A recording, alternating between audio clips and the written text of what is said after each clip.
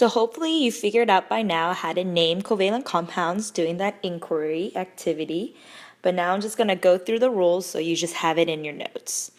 Okay, so when you are talking about covalent compounds, that's when you have a nonmetal and a nonmetal.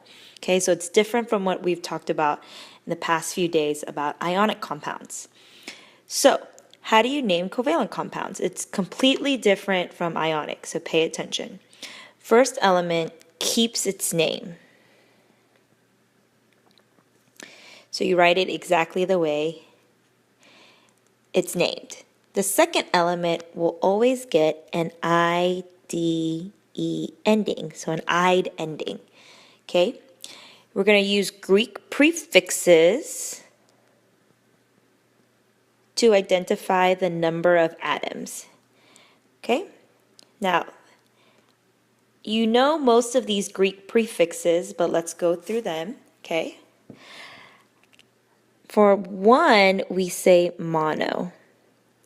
I'm going to put a little star next to mono because it only applies to the second element only. We'll talk more about that in a second. 2 is di. 3 is tri, like triangle. 4, you got to think of the game Tetris, right? Tetris is a game where all of the pieces are made out of 4 blocks. So Tetris, think tetra. A lot of people want to put quad, but 4 is tetra. 5 is penta, like pentagon. 6 is hexa, like hexagon. 7 is really difficult to remember, but it's hepta. 8 is octa, like octagon. 9 is nona. And 10 is deca, like every decade. Okay? All right, so what is that exception that we talked about? So, when the first element has only 1, we don't put mono on the first element. We just write sulfur. And then here we have 3 oxygens, so we put the prefix tri, and it's ox, and it's going to have an IDE ending. Okay, so Greek prefix and an IDE ending. Now here we have 2 nitrogens, so I'm going to write di for 2.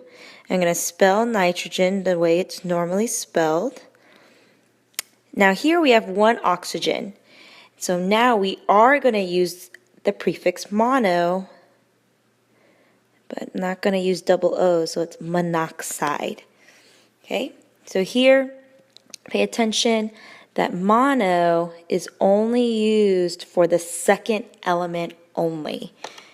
Okay, there's a second exception in these rules is when you have 2 elements of the 2 elements that are made out of the same, it's 2 of the same element bonded together to make a molecule. So here, O2, instead of writing dioxygen, because it's not bonded to a different element, we just call this oxygen gas. So we just put the word gas after it. Like this one is it's bonded to itself, so we call this hydrogen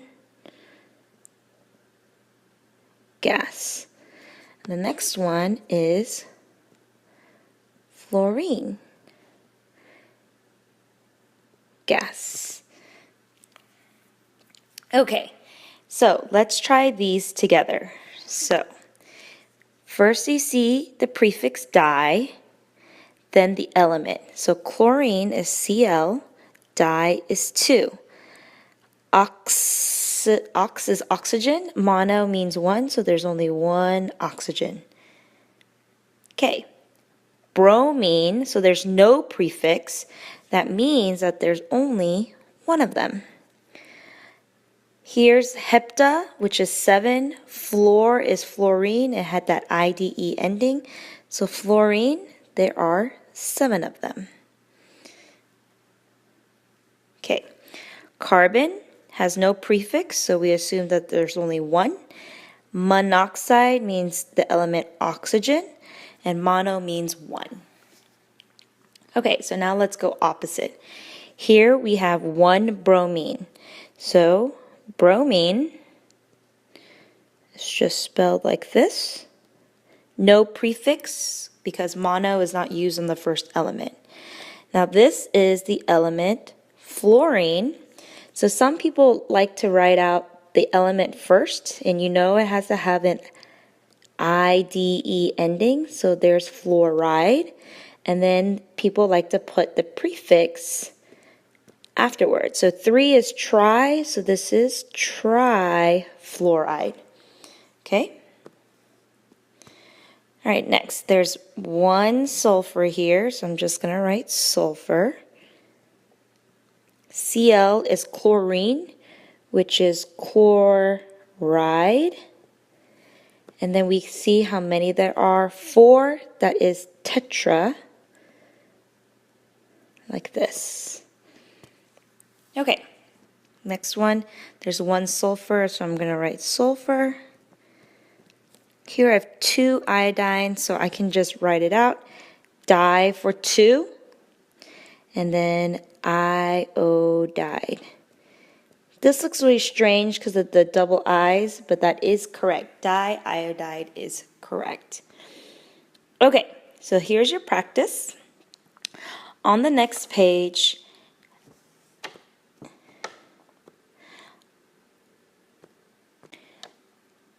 okay, so you can do your 12 problems on your own and get it checked.